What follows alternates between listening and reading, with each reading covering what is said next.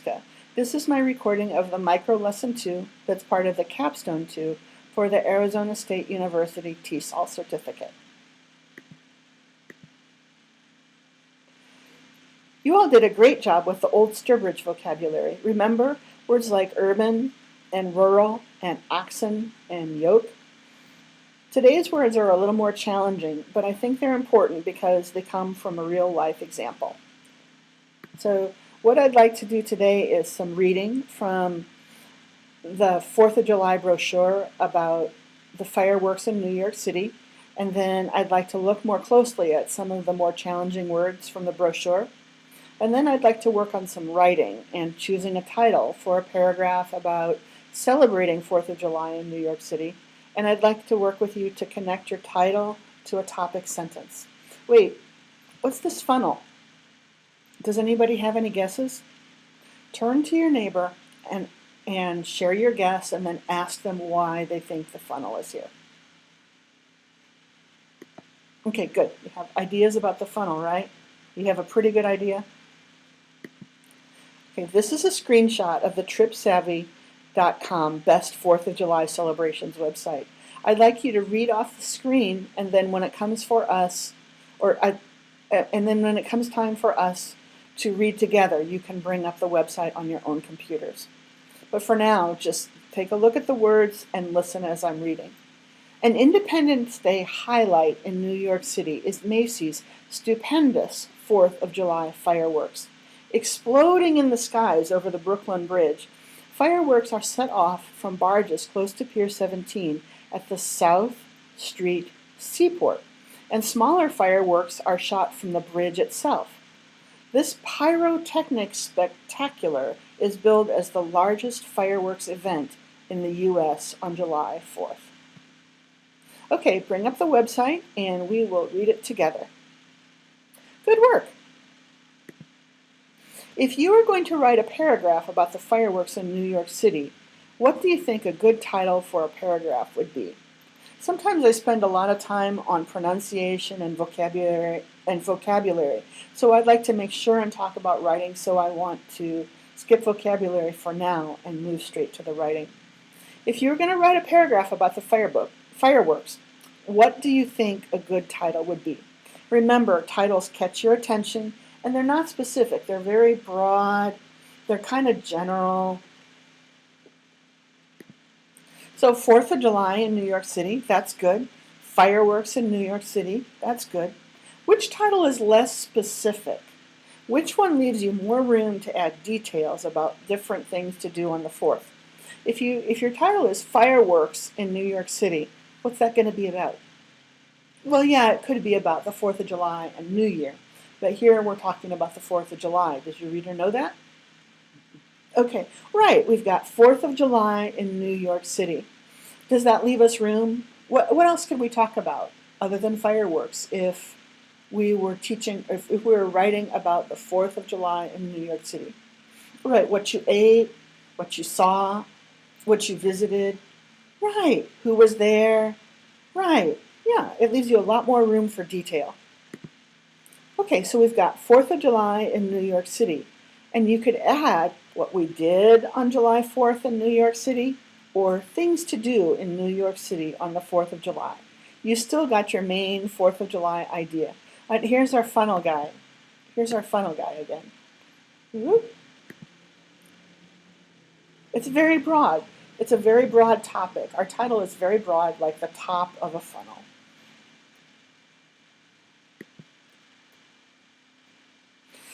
For your topic sentence, now you have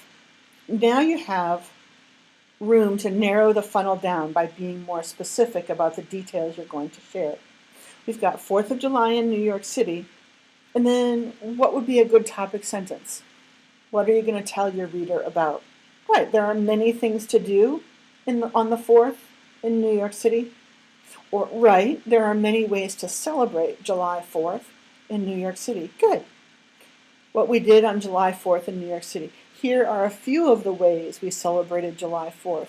Nice, because your reader knows there's going to be more than one, but they're still interested in what those few might be. Good.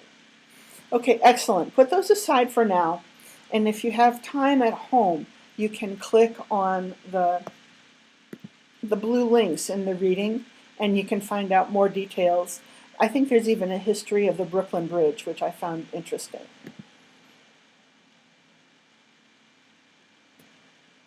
What I'd like to get back to now are the challenging words we found. I have a resource I'd like to introduce you to. See, one of the difficult things for me when I was learning Spanish was that everyone seemed to talk so quickly.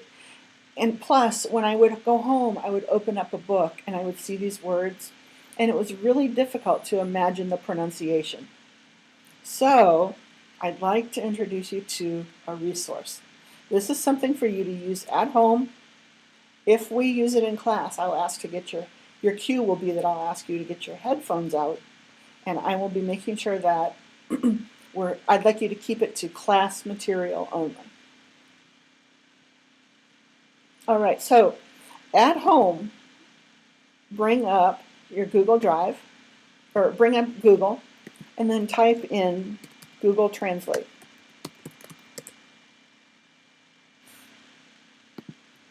Yep. And now ask it. If you get a more complicated screen, click and ask it just to detect the language. So you went down to the donut, the red, yellow, and green donut with the blue in the center, and then you brought up a blank screen and you typed in Google Translate and you asked it to detect language. So one of our first words is pyrotechnic. Let's let Google Translate do its magic. I'm thinking some of you might already know about this, but just in case. So we type in our vocabulary word. If you find a word that you're having difficulty with or that you're curious about and you'd like to know how it sounds, pyrotechnic. And then click on the speaker. Pyrotechnic. And that's it. So you can open it in Google Translate.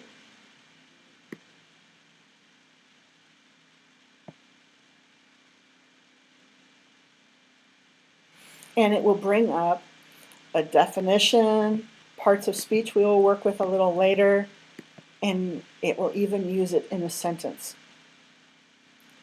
But I think the best part. Pyrotechnic. I think the best part for you is being able to click on the speaker and hear the word pronounced.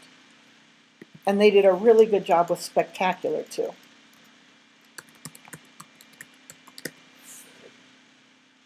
Spectacular. Beautiful in a dramatic and eye-catching way. There you go. So there is a tech tool to support you with vocabulary words at home. That's all I have for you. So at home, you can take the last 5 to 7 minutes of class and click on the links in the brochure and choose some details to add to your paragraph.